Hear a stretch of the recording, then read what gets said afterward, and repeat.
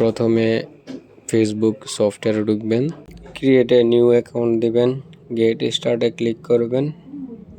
তারপর first name last name, এখানে আপনার জিমেল যদি খোলা থাকে ওইখান থেকে নিচে দেখবেন অটোমেটিক জিমেলে নাম চাইবে, নাম দিবেন। জন্ম তারিখ চাইবে, জন্ম তারিখটা মাসটা এটা দিবেন। দেওয়ার পরে মেল না ফিমেল সেটা চাইবে।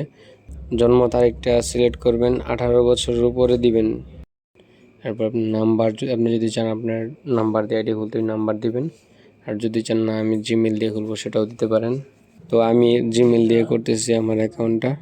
জিমেল দেওয়ার পর পাসওয়ার্ড চাইবে, সেখানে আপনি মিনিমাম 6 সংখ্যার একটা পাসওয়ার্ড দিবেন।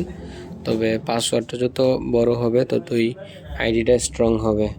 সো পাসওয়ার্ড দেওয়ার ক্ষেত্রে এই দুইটা জিনিস মাথাতে রাখবেন যে পাসওয়ার্ড যত বড় হবে বা বিভিন্ন সাংকেতিক চিহ্ন ব্যবহার যত করতে পারবেন তত আপনার জন্য ভালো। তারপর আসবে find my account, no create a new account. তো আপনি এখানে no create a new account দিবেন। দেওয়ার পর একটু সময় নেবে,